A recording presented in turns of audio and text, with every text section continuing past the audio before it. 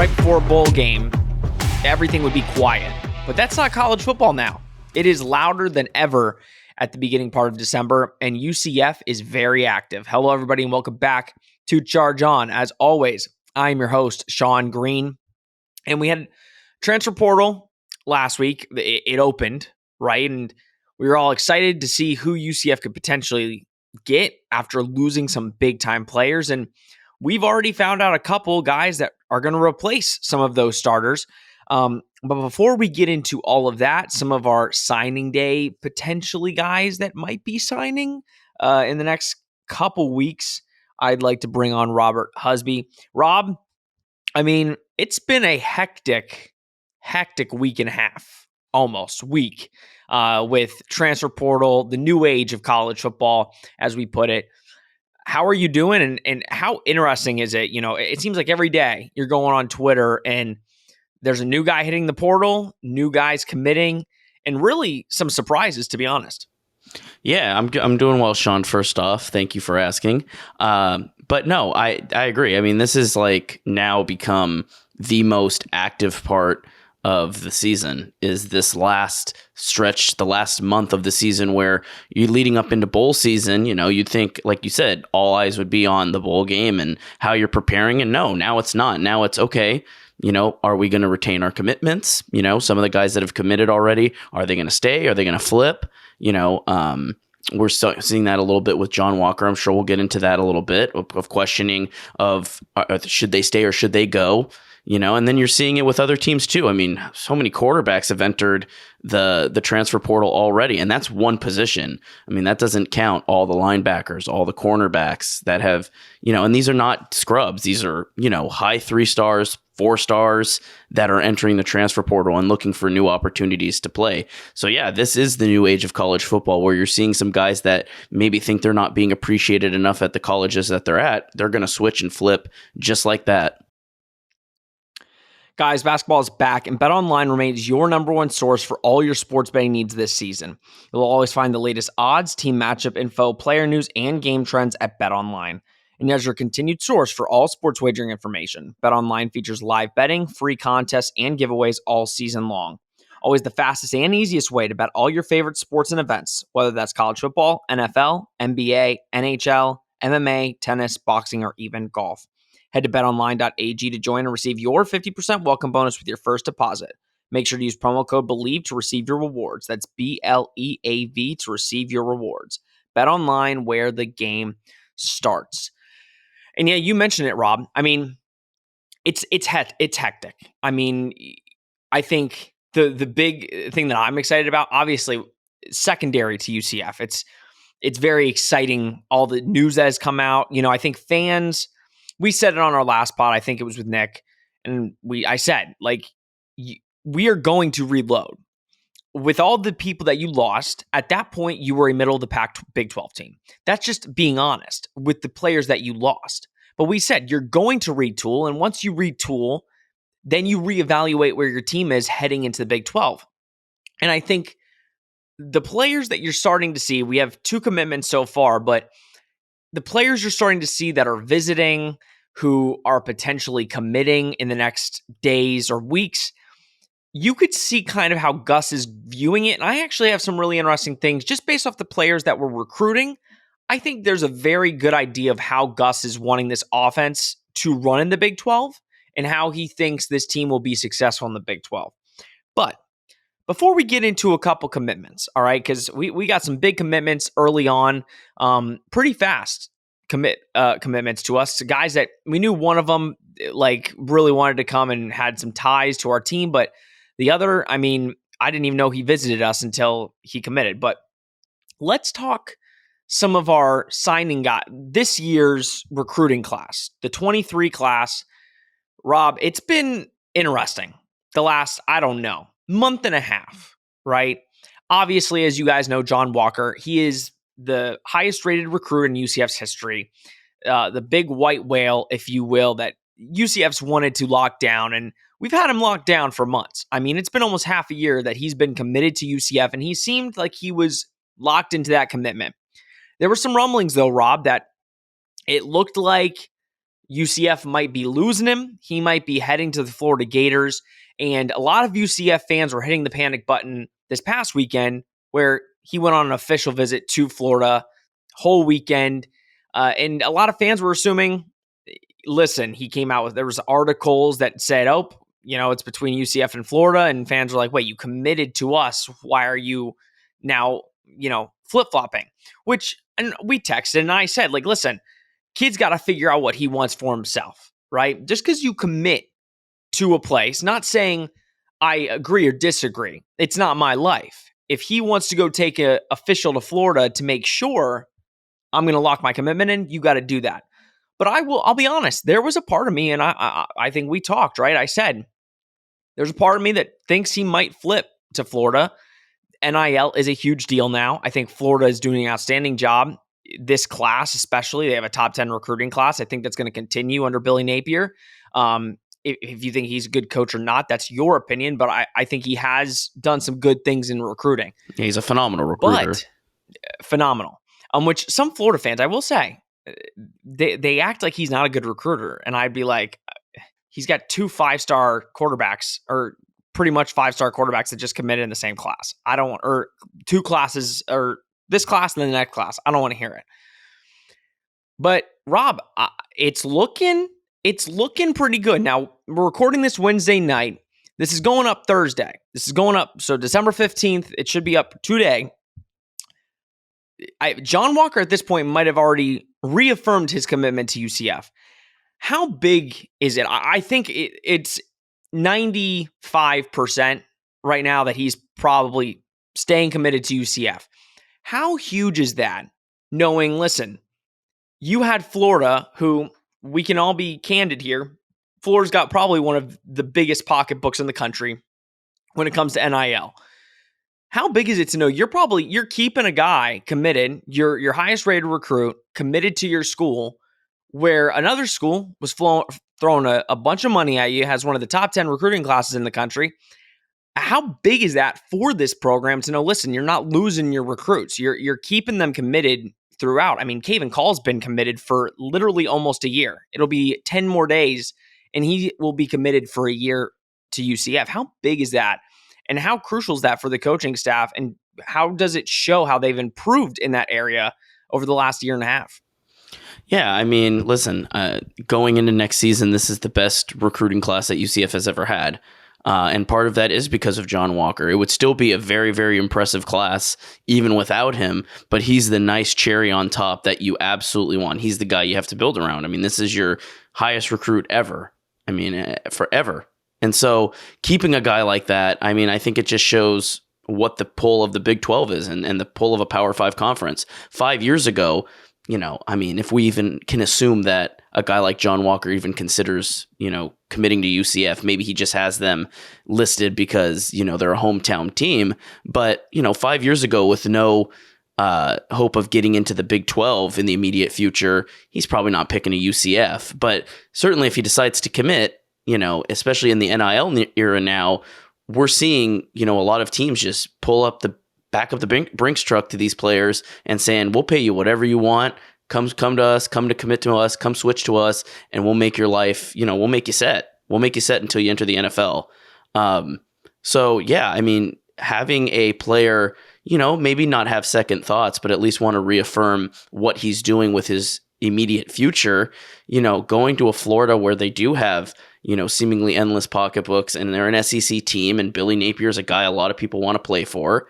I think that shows a lot that, UCF is kind of in the big time now. This is something that they wouldn't have thought of 5 years ago. A guy like this, had he committed originally, would have flipped like that, especially with, facing a lot of money. But now, maybe he's reaffirming himself and saying, yeah, I am making the right decision staying at UCF. Hopefully that is what ultimately ends up happening. I think I'm in agreement with you. I think that's what's going to ultimately happen is John Walker stays a hometown hero. But no, absolutely. I think it shows the strides UCF has made as a program and what a Power 5 conference can do. And listen, it's not always going to work out that way. I mean, Isaiah Nixon, he recruited really on in the cycle, and that was huge. And then he decommits and then commits to Florida, and you're like, oh, deja vu, this is going to happen again. And Jamal Merriweather. I mean, big time offensive lineman, commits to us. Now he's decommitted and he's off to Georgia. So that's going to happen. But I think what's most impressive is, listen, and I've said this before, and you can have whatever you could say about Gus in play calling and or what have you. He is one of the most respected coaches in the entire country. And I think college players, you can't just be respected and get players now. I mean, you have to really know these guys and kind of have that relationship. And I don't think all these coaches have that. Gus, he makes these, I don't know, he acts very young. Gus Malzahn, he sometimes he says it. He says, listen, all the jerseys and stuff, I don't care, but the players like it, so I like it. So he gets into that. So I think you see the difference, right? And no offense to Josh Heupel, we've said this, but Heupel recruited. He didn't recruit Orlando. He didn't really recruit Florida. He recruited everywhere else. And he kind of kept his mindset to, I'm going to recruit really good 3-stars that can fit my system. I know I can't compete and I can't go get some of these 4-star, 5-star guys. And that ultimately did hurt the brand in the sense that you're not recruiting your own backyard. And that did hurt. But now I think you see the emphasis on recruiting the backyard, recruiting Orlando and the greater Orlando area. And I think that does say a lot. And I think, yeah, like John Walker playing close to home, I definitely think that accounts to it. But I also think he knows, listen, I'm going to come in on day one and make an impact. I don't think you're red shirt and John Walker at all. I mean, he can come in day one and make an impact because he's just that good. So I'm excited. I think it's going to be a huge, huge addition to this night's team if and when he officially locks it in. And signing day is on the 21st. So we're only a week away, and we'll have all that coverage. Hell, we might even do a live stream on signing day because that's a very long episode. But really quickly, Braden, or we'll talk about Braden later because Braden, he's committed to us as a corner. Auburn just offered him. There were some rumblings that he might go. He is definitely going to Auburn, but he's been liking some tweets as of late that indicates he's still sticking with UCF. But we'll save that. John Walker's the big one right now. Once we get more information about Braden, once he takes that official visit, probably this weekend, we'll talk about him probably on the next episode. All right. So we got done with John Walker. Let's talk about transfer portal, Rob.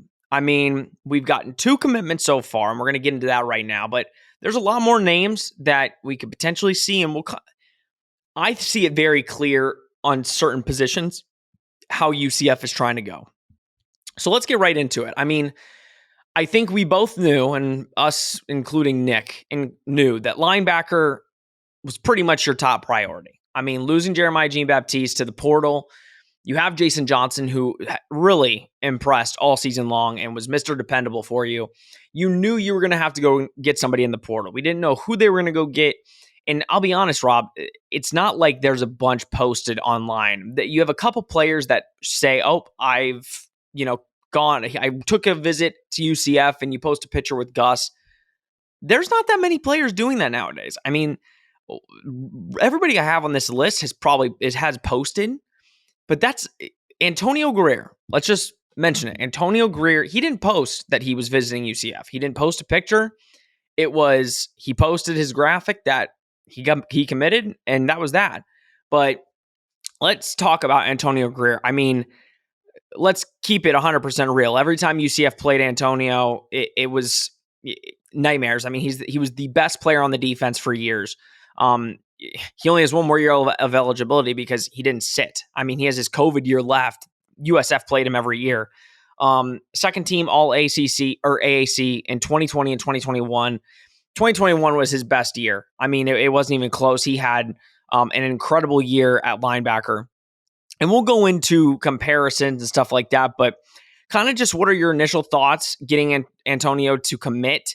And kind of the person he is too, if you know anything about him as a person. But I think you're just not getting a great player. You're getting an excellent person for this locker room. Yeah, absolutely. I mean, everything that he's at least posted on social media has been very, very distinguished, very mature. Leaving a rival program, even when they're in the dumps. I mean, when they're in the complete trash heap that USF is in right now. I mean, still leaving a program like that to go to a direct rival that's leaving the conference. I mean, yeah, a lot of people are going to view that negatively. And we saw that on Twitter. We saw that on social media where a lot of USF fans were upset saying, why you, of all teams, why are you going to them? And, in a lot of his responses, he was very mature about it. And I mean, you can only do that. It's never going to go over well when you flip to a rival. But no, as far as a pickup for UCF, this is everything UCF could have asked for replacement for Jeremiah Jean-Baptiste. Maybe that's not a guy you want to say you replace because that is a captain on the defense. It's one of the more experienced guys on the defense. Outside of Jason Johnson, he was arguably the best defensive player all season when he played. I mean, a true leader on the team. And now you're replacing him with a guy with fairly similar stats if you break it down. Now obviously Antonio Grier did not play most of 2022. I believe he played like 3 games and then he was out the rest of the season with a hand injury. Yeah, 4 games, got the injury and never came back because he wanted to preserve the year. Yeah, and it makes sense. I mean, this is not an injury concern where you're like, oh, it's an ACL. Like, is he going to be the same when he comes back? It was a hand injury, and like you said, he sits out because he wants to preserve the extra year. But yeah, I mean, this is absolutely what UCF wants out of the transfer portal. You want a guy that has been on watch list for, I believe he was on the 2022 AAC first team watch list coming into the season. And so, yeah, I mean, this is exactly what you want. This is a guy you want to replace a valued leader on the team, a mature guy capable of leadership on the defense. He's experienced and he's got really good stats to back it up. And he's really, really well thought of throughout the AAC. So making the transition to the Big 12 hopefully won't be that big of a leap for him when he comes back next season. Yeah, and who knows? Maybe if USF got a couple more wins, he would be on the first team all conference. But he got second team with how bad USF was. So I think that just shows you how good of a player he is. But I also want to talk about that really quick because I did see some USF fans, and I understand, right? I get, especially losing a player to a rival program, you have certain feelings. But some of the things I was seeing them say, they were like, I've already blocked him.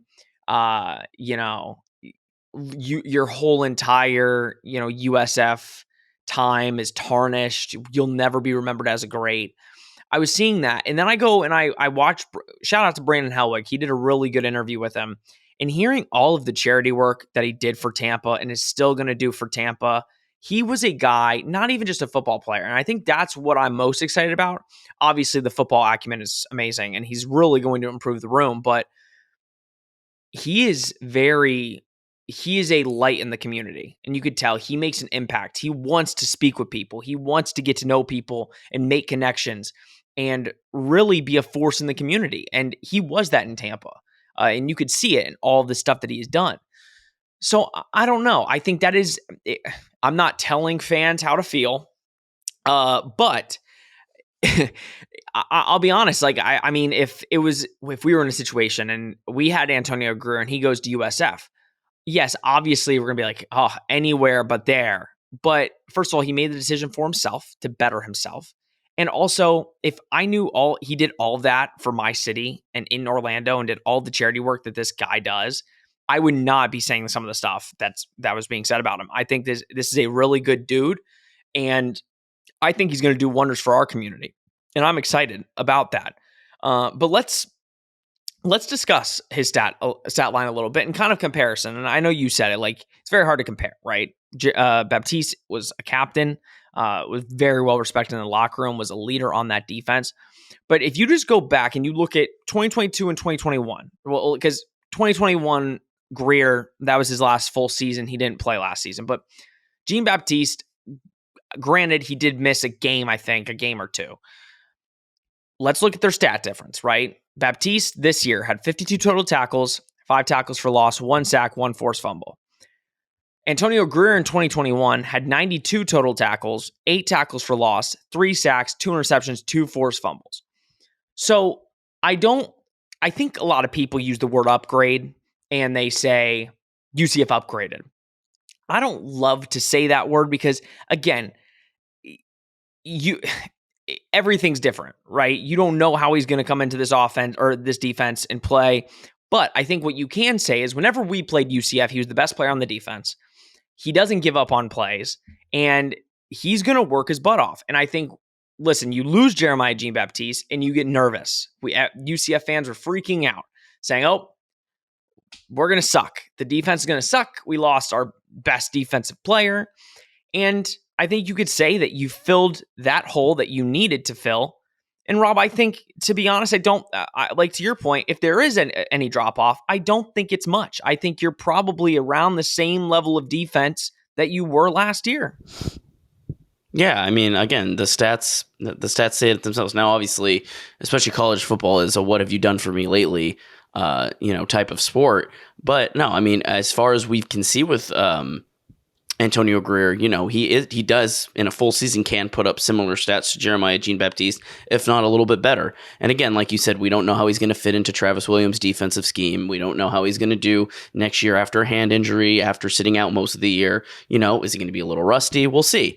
But no, I'm hesitant to use the word upgrade as well. But this absolutely has the potential to be a phenomenal transfer for UCF. And this is, like I said, it can't be said enough that this is exactly what you want if you're UCF. You need a guy like this to come in to replace your valued leaders. Yeah, and he finished his South Florida career with 230 tackles, 23 and a half tackles for loss, 10 sacks, 5 forced fumbles, and 2 interceptions. He had interest from multiple big Power 5 schools, many SEC schools. I know he mentioned USC and Cal. I forgot one of the others. I think it was Mississippi State. Those 3 were heavily interested in him. Took a visit to UCF, and that was it. He chose to come here, and we are very happy to have him take over. Probably day one start in that linebacker room because, again, we needed him, and Jason Johnson should play really well together. Let's go to a guy I'm really excited about, and I've been hyping up for days now because I think, again, whenever you get a new offensive toy, it's fun to talk about. And this guy is extremely fun to talk about. Christian Leary, wide receiver transfer from Alabama. We had a couple guys, Rob, on the UCF team that could really make their case to Christian to come here. I mean, RJ Harvey was his high school quarterback at Edgewater, so they have that connection. He was teammates with Javon Baker at Alabama. So we had a couple guys that really could, talk with him and tell him, hey, come over here. And let me tell you, for anybody that isn't aware, when we talk about a replacement for Jeremiah Jean-Baptiste, right? And you get who you got. This is the replacement for Ryan O'Keefe in this offense. Commits to Alabama. Out of high school, he was a 96 rated 4-star. He's 5'10", 190. So, and he's a speedster. I think he ran, I forgot what the stat was. I think he was 4.4. So he's quick. And when we talk, Rob, about Alabama, what is the common theme with Alabama receivers? They get buried on the depth chart until their 3rd or 4th year, and they show out in their 3rd and 4th year. They get drafted. But this is kind of what I want to talk about before we get into Christian as a player. Because listen, he doesn't have any stats from Alabama. Played special teams, I think, only had 1 catch for 6 yards last year. Because that's just how it is when you go to Alabama. Not saying this, I'm assuming that next year he probably would have been a player in the offense, right? But with the new transfer portal things that go on in the transfer portal, it's so much different now, right? Because the guys on your roster, it's almost, the transfers almost take precedent to the guys that are on your roster. So Alabama, they're going out and they're getting the best transfers that they can to replace or to fill holes that they view as weak spots on the team. Alabama had 4 receivers, I think, 4 or 5 receivers that just transferred out. You had like JoJo Earl, him, Aaron Arbison, a couple other guys. These guys are thinking, listen, and I think Christian could have probably fought for a starting role next year. But what a big get for UCF. And I think, to talk about that a little bit, this is the problem with the transfer portal to a degree, is you have guys that are as talented as Christian Leary. He has 2 years of eligibility left. He's only played on special teams, but he was sought after. I don't even know if I have it written down, but there were just like, Antonio Grier, Christian Leary had a bunch of schools that were heavily interested in him to come to their program because it's like, you're getting the same recruit. If anything, okay, he was a 96 rated out of high school. I mean, he was in Alabama system for 2 years, learned all of the stuff from Nick Saban, and you saw how Javon Baker did. So, if anything, you're getting a very smart individual that is going to make plays because guess what? He's getting the opportunity to do so. Yeah, absolutely. I mean, that's where you see how valuable getting a guy like Javon Baker is, because you have a guy that, does have that SEC experience, and then he comes over and he shows out. I mean, they basically spammed when JRP was quarterback. He basically spammed Javon Baker every play that he was throwing out, to a receiver. So, when you have a guy like that, he can go and recruit guys that he was teammates with and say, hey, I know you're not getting a lot of time. You're primarily a return specialist. You're primarily on special teams.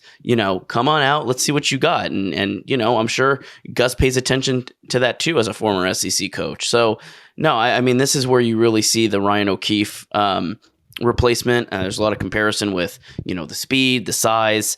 That's where you're really looking at here with Leary, where you can get this guy to run jet sweeps. You can get this guy to run, RPO routes and stuff like that. He's so fast. He's so quick. That you can get a guy like that to get some separation in the Big 12. And I think that's going to be invaluable for UCF. Hopefully, we're not trying to overhype our offense, the mistake we made coming into this season. But, I think of the guys you would recruit, getting a guy from Alabama, even on their special teams. I mean, Gus and company is going to really look to use him a lot like Javon Baker last season. But that's the thing. He's not even... He is on the wide receiver depth chart. It's just the only spot they had for him to play the last season or two was on special teams, because when you have the talent that you have, and when they're like, listen, if you're it's an Alabama wide receiver, it's a wide receiver factory. Yep, and that's the thing. If you wait your turn, I'm sure he would be a starter in a year or two, but. I understand why some of these wide receivers leave early. It's like, listen, I need to make sure that I am I'm going to get drafted. If not, like, because let's be real here. Christian probably is feeling like, listen, I go to UCF in the Big 12 and put up numbers. On Alabama, I might next year be in and out of the lineup, not a starter, and then my final year, I'm a starter. And at that point, it's like, not every Alabama wide receiver gets drafted. That's just a fact. So he's looking out for himself, and I think a lot of these receivers are. I mean, I think JoJo Earle's going to go to TCU. I think so. It's like these receivers know they're valuable. They went to Alabama for a reason. They're thinking they're the guy, and they realize, listen, Nick Saban don't care what your rating is. He's going to play the guys that have stayed there. And unless you are a 99 overall 5-star, you're not playing year one. So, I mean, I'm excited. And listen, just to say a couple of things, right? He was a top 100 recruit, and granted, he was a 2021 class. So it's not, he's been at Alabama for 2 years, and they didn't redshirt him. I mean, he played. It wasn't as a receiver. They just put him on special teams. Top 100 recruit out of Orlando. He was the number 75 overall prospect in the 2021 class, as well as the number 10 wide receiver and number 14 from a player from the state of Florida. So, I mean, if you look at at Alabama's 2021 signing class, Aji Hill is moving to Texas. JoJo Earle entered the portal, and Ja'Cory Brooks is the only remaining signee from the 2021 class.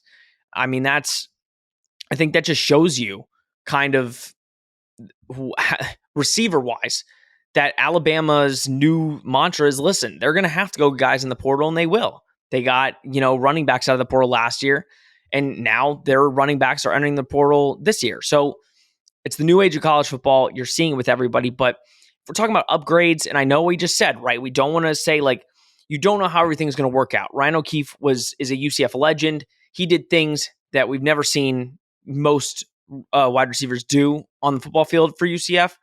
But when you're looking coming out of high school, yeah, like Christian Leary is an upgrade in that sense. Now, how will he be incorporated in the offense? It's a whole other question. If we're doing the same stuff that Ryan O'Keefe, I mean, in my opinion, you got to send him down the field. I mean, you can't just do RPOs and jet sweeps. I mean, you got to send this guy deep, and can we get him the ball? Can we throw him the ball deep?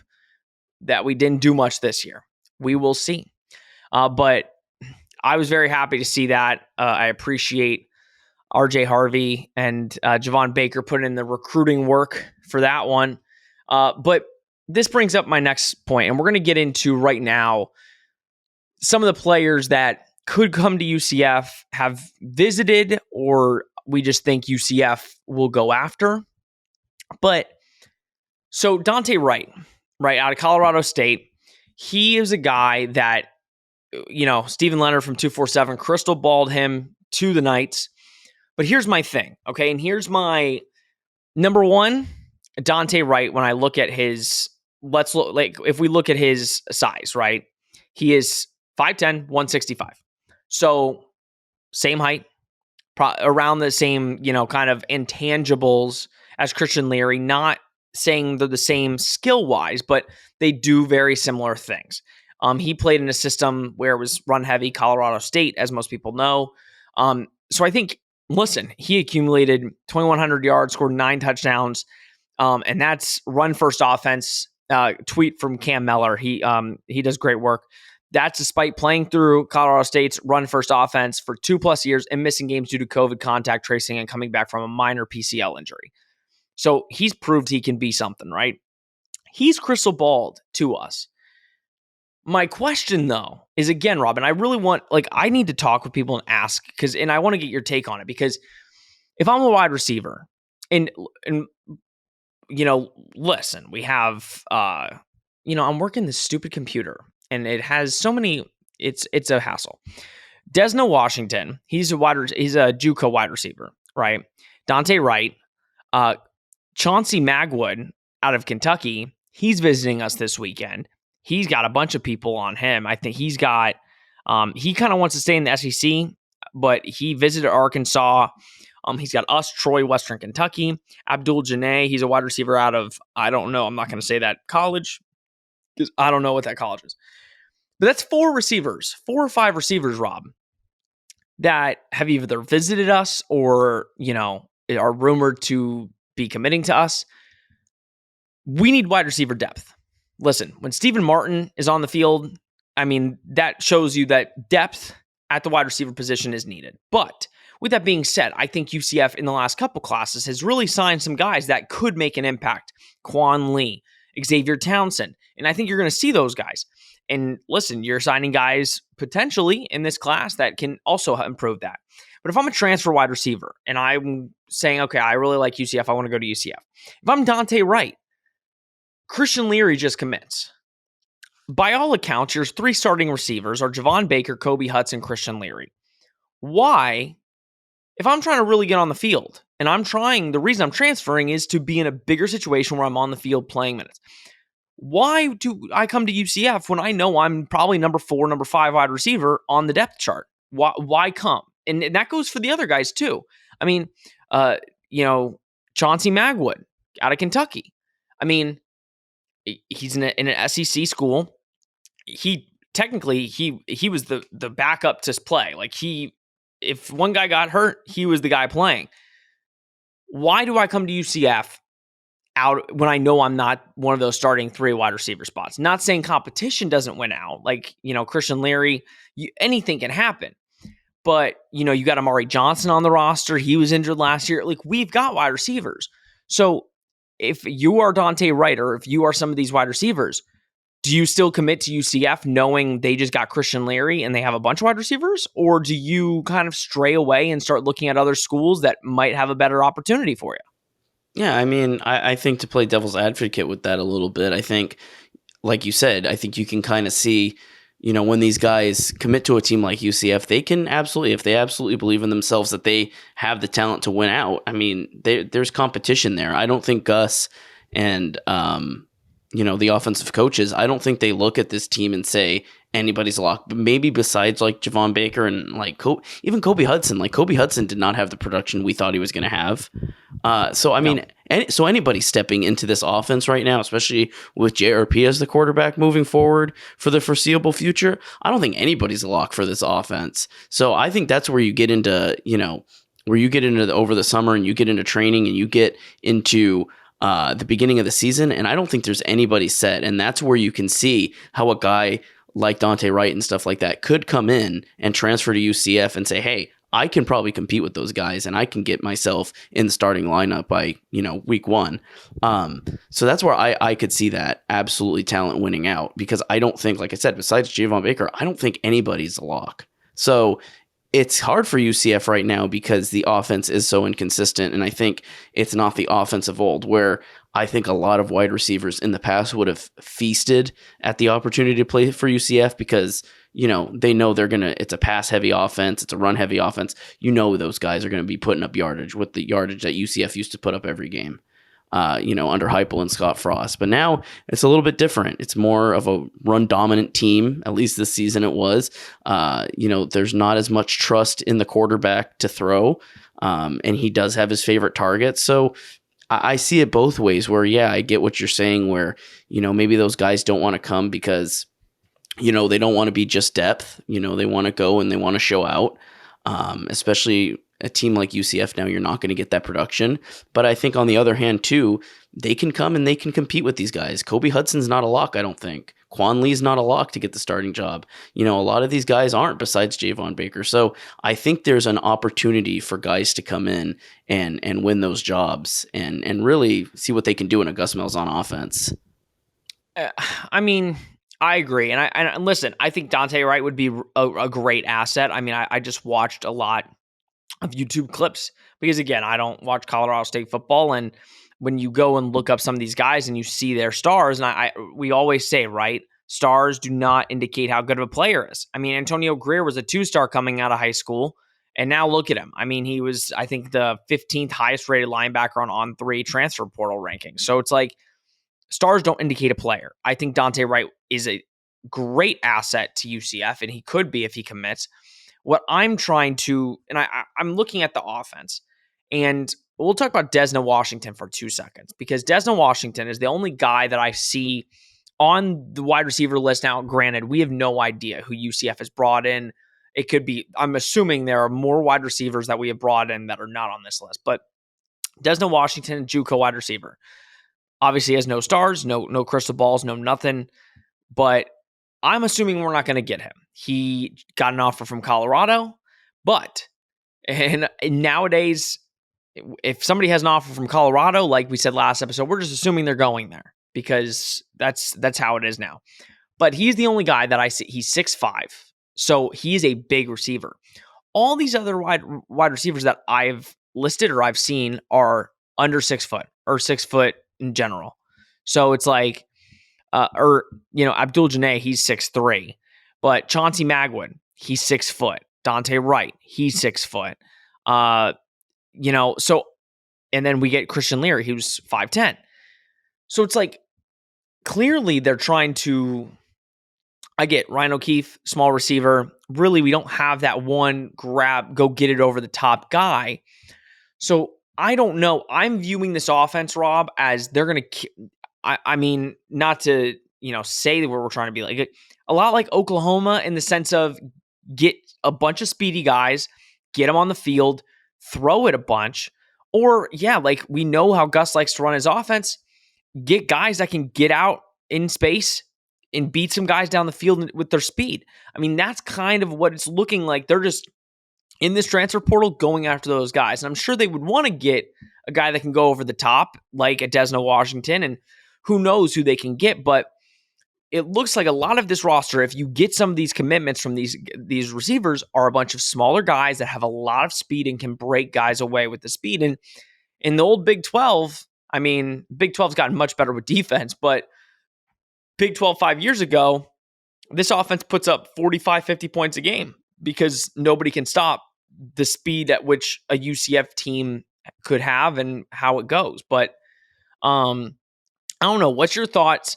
Listen, I think Chauncey would be a great addition to the team. You're getting a guy out of an SEC program, just like Alabama. There's clear talent there. But what is your feeling if UCF goes out and gets 3 receivers that are 6 foot, just speed first guys? Do you question the thought? Like, yes, we're going to throw it deep a bunch, but am I wrong to think we need 1 or 2 guys that are, big, lengthy receivers that can go catch it over the top a couple times? Like bail a quarterback out that maybe doesn't have the best accuracy. I mean, that'd be my first thought is if you can get it to Desno Washington, man, 6'5", you toss that ball up and listen, if it's not as accurate, at least he's 6'5", and he's going to grab it over the top of a corner.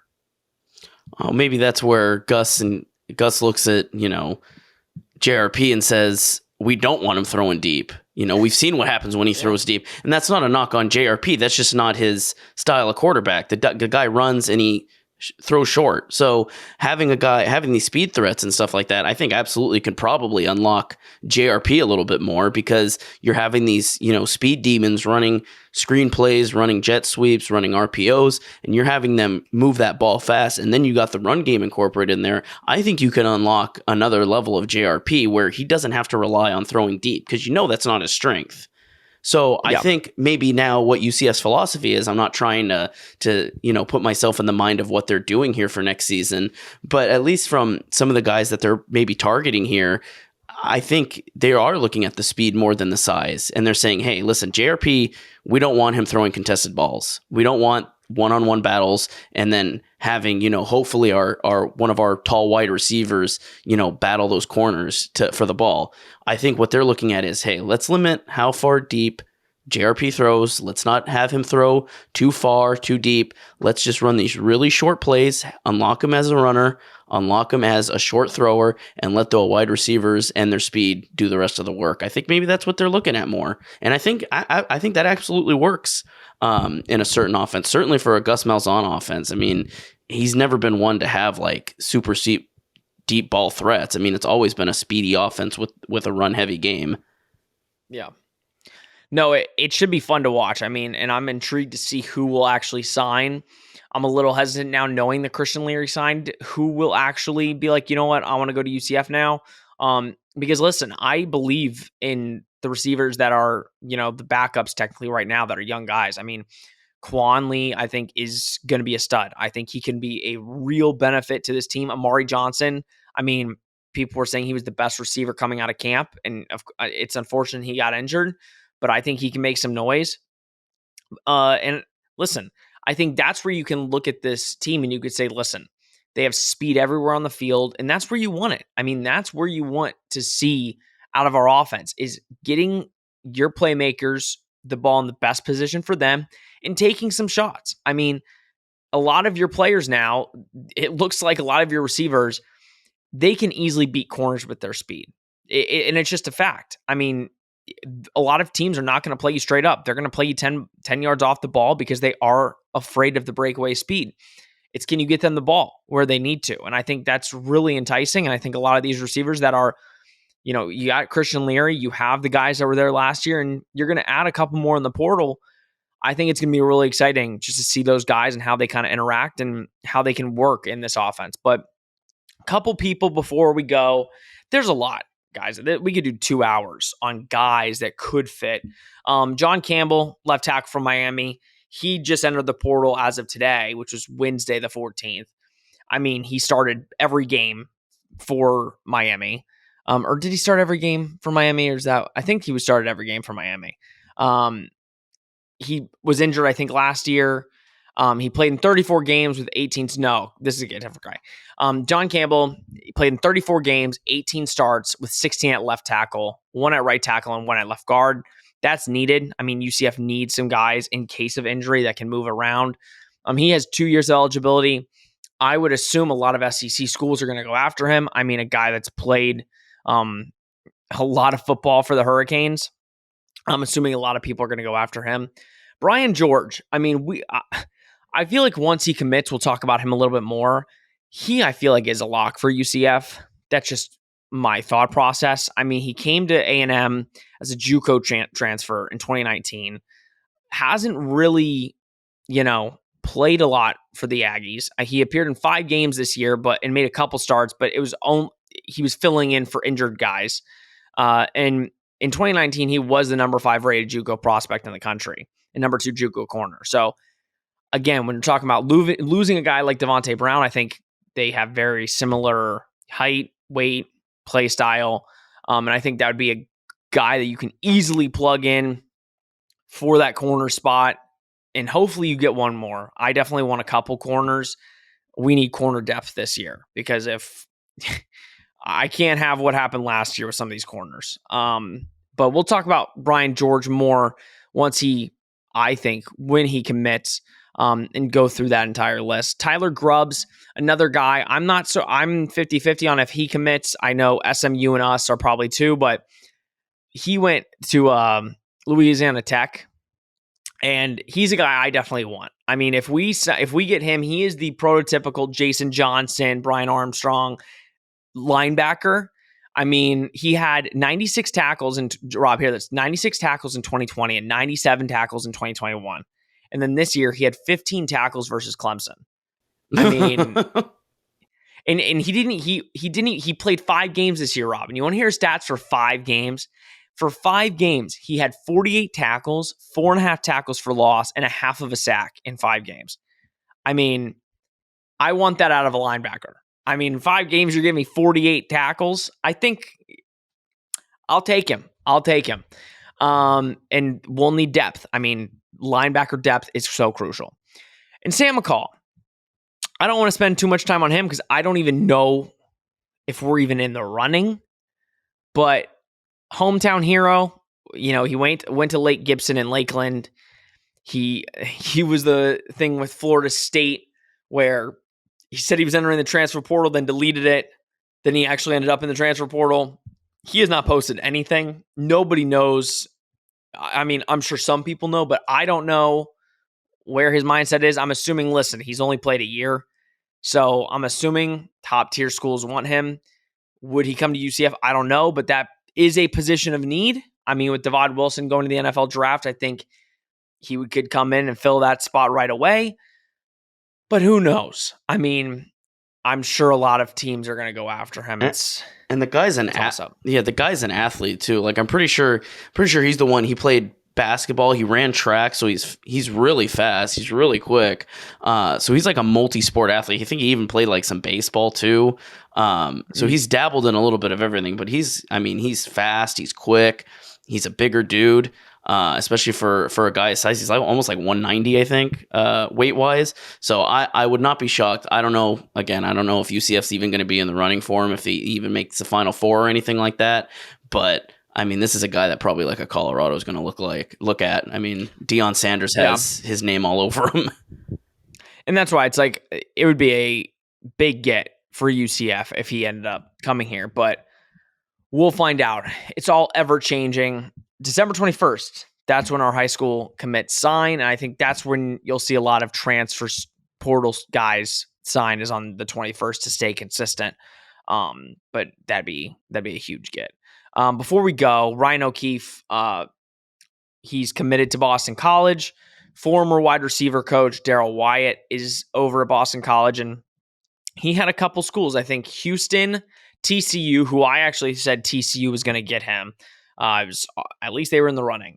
In Oregon, those were his top 4, and he chose Boston College to go back to Darrell Wyatt. Not a surprise when you think, I mean, all the success he did have, and probably the relationship he has with Darrell Wyatt. But I know we've already talked about Ryan O'Keefe, but what do you think about him going to Boston College, playing in the ACC? I think he is fit for the ACC. I think he is a ACC wide receiver for sure. But to kind of close out this pod, what do you think about that move and kind of going to Boston College and leaving UCF? Because I didn't even talk to you about Ryan. I don't think you were on the episode, but give your thoughts on O'Keefe and him leaving. Yeah, I mean, first off, him leaving, I mean, coming into this season, I think everybody looked at him as wide receiver number 1, that he was going to get the most production. He's the most experienced on the team. He's been at UCF the longest out of any other wide receivers because the rest of them were transfers, and then doesn't really get the production that I don't think he expected, and I don't think UCF expected, at least UCF fans. I don't think any of us expected him not, get the production that he got. There was a lot of games where you maybe heard his name mentioned once or twice, and you didn't see him the rest of the game. I mean, he still had some highlight catches, but it wasn't like the Ryan O'Keefe of old, and I don't think it was his fault. I think it's just the way Gus used him offensively. So I think he's going to be missed. He was a great player for UCF. I would say close to UCF legend. I mean, he's had some big moments here. He's been a great receiver for UCF, but now I think for him, I think this absolutely makes sense. Maybe on the surface, you're like, really? Boston College? Really? But again, ACC school, going back to his former wide receivers coach. Again, you talked about the relationship there. And I think Ryan O'Keefe looks at that and says, hey, listen, my best success came from under Darrell Wyatt. So if I want to get drafted, wherever I get drafted in the NFL, if he gets drafted, I think he's looking, I just need to have that one impressive season. And if I can do it in the ACC, all eyes will be on him and say, hey, this is a kid that can get drafted. So I think he's looking at it and seeing where that best success comes. And I think he realizes it's not going to come under Gus Malzahn at UCF. Yeah, not saying it couldn't have, but I think with last season, I mean, if I'm O'Keefe, I would have left too, because you don't want to leave it up to fate. I mean, you want to make sure. I think O'Keefe will get drafted regardless. I think he's got the skill set to get drafted, but you need to make sure you are 100% one of those guys. And we wish him well, and we'll definitely be watching. I didn't think I'd be watching Boston College this year, but I will definitely be watching. And I appreciate he didn't go to TCU or Houston. I appreciate that. I mean, I don't want to have to play Ryan O'Keefe, but I appreciate that. A couple other things that we're not going to talk about too much, but just updates. Jeremiah Jean-Baptiste is visiting Ole Miss. Another one of our guys going to the SEC, not a shocker. SEC schools love our guys. And then Joey Gatewood entered the portal as of today, Wednesday the 14th. Me and Nick both said we were shocked he was still on the roster. Which I knew he was on the roster. I had no idea Joey Gatewood was still here. I'm surprised it took him 10 days to enter the portal. I mean, that's my question. If I'm Joey Gatewood, I'm entering on the 5th, but he entered on the 14th. I'm like... So here's my question for you, Sean. Does he get picked somewhere else, and does he play quarterback again, or does he get moved somewhere and stays a wide receiver? Does he go back to quarterback somewhere? I think Joey has realized if he wants to go to the NFL, he's going to go be a wide receiver. I mean... If he gets the reps, Gus tried to get him to play wide receiver, and that's why he didn't go to Auburn, was because he wanted to be a quarterback, and look where that got him. I think he's going to be a wide receiver, but I don't know where he's going to go. I mean, Old Dominion, maybe, but who knows? Guys, a lot of news. I hope that when you're watching this, John Walker has officially committed and has said he's going to sign with us on the 21st. I hope that we've got another transfer. We can't keep up. So just this week, we are doing one episode. That's our one episode this week. And then next week, I think we might go to 2. I know on Wednesday, you've got signing day for high school. Like I said, we'll let you guys know our plans once we figure them out. But that's going to be a huge day for UCF. Historic class. We'll go into all the signings and who could potentially sign that we don't know yet. A lot of moving parts, transfer portal, all that stuff. And then we've got a bowl game in 2 weeks. 2 weeks from yesterday when you're watching this, but on the 14th, 2 weeks from today, we're going to play Duke in the Military Bowl, and you'll have all of our coverage when that gets a little bit closer. I'll probably have the preview show on that Monday of that week, but a lot of exciting stuff to look forward to. Rob? I appreciate it. Do you have anything to say to close out this long pod with a lot of information, with a lot of players that could come here, could not come here, might come here, might not come here? A lot of that going on in this podcast. Yeah, I mean, it's a great part of the season. The season's over, but we're looking at signings. We're looking at next year, looking towards the Big 12. I think that's very exciting to see, who's going to be a part of a historic class, who's going to be part of really UCF history going into their first season in the Big 12 and a Power 5 conference. I think nothing's more exciting than that. And then we go bowling right after that. And you got Christmas next week. So, hey, it just keeps getting better and better, doesn't it? It truly is the most wonderful time of year, isn't it, Sean? Most wonderful time of the year. We talk about players that we've never seen play or pretty much have never seen play and act like we know them. It is the most wonderful time of the year. It's always fun when you have to do research about players and you have to figure out who they are and if they're going to be on your team. That's why the coaches get paid what they get paid, because they know these players. We research. That's why you hire scouts. Exactly. We have to do we're not getting paid much. We're scouting because we have to. But no, we're excited, and it's a great month. A lot going on in college football. I mean, this is the busiest month technically with everything going on. But it should be interesting. But thank you so much for tuning in. I know, we're probably going to start cutting it down to one episode a week just once the news kind of dies down, but we're not there yet. I mean, we've got a lot of information coming out and a lot more news to share with you. This has been Charge On, presented by Bet Online. We will see you next week.